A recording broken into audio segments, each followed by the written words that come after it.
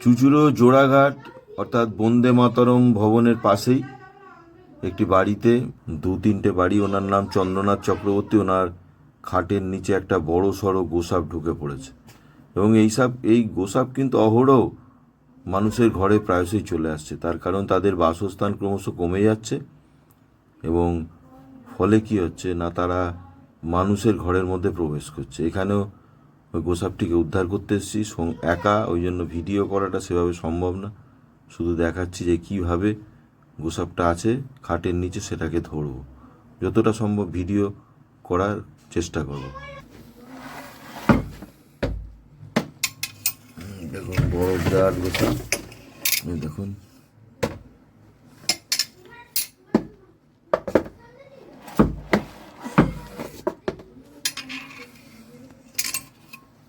এবার গোসাপ ভয়ে দৌড়াদৌড়ি শুরু করবে।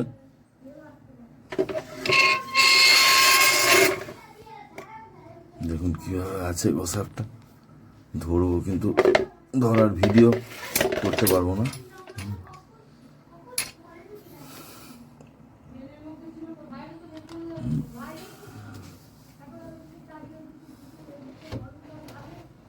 দেখুন নিজেকে লুকাবার চেষ্টা করছে, উপায় নেই, এদের বাসস্থান এতটাই কমে গেছে যে এরা আর মানুষের ইয়েতে চলে আসছে। কিন্তু অত্যন্ত ভীতু প্রাণী, কিন্তু মানুষও ভয় পাচ্ছে এত বড় প্রাণীটাকে।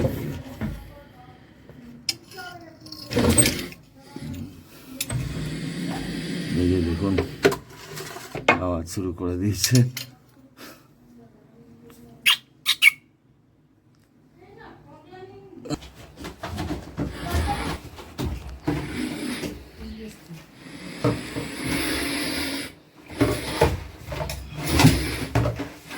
ওই উপরে উঠছে।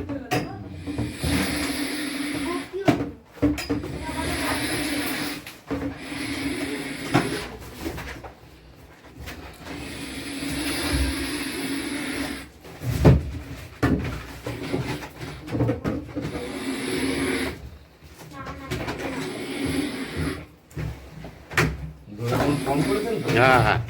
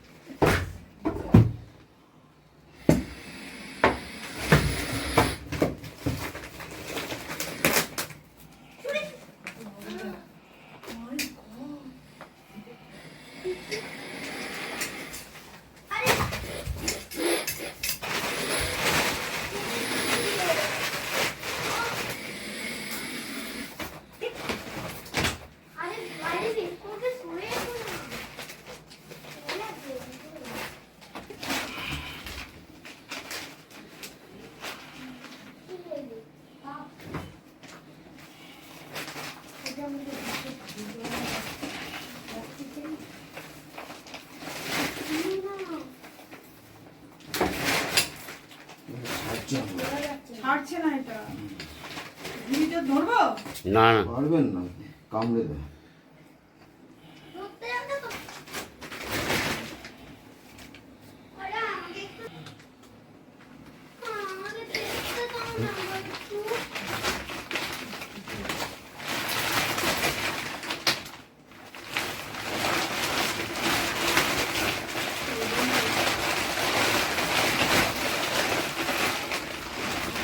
যাও দৌড়ে যাও দৌড়ে যাও, আরেকটা বস্তা হলে কি না, আরেকটা বস্তা দাও, আরেকটা বস্তা দাও।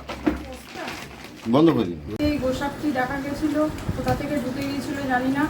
এই ডিউটি টাইম ফেরার সময় আমি এসে দেখি এই চন্দনদা এসছে, আমাদের বাড়ি থেকে গোসাপটি ধরে নিয়ে গেছে। এটার জন্য আমরা ভয় পেয়ে গিয়েছিলাম। ধন্যবাদ। যদি কোনো দরকার লাগে চন্দনদার সঙ্গে যোগাযোগ করবেন।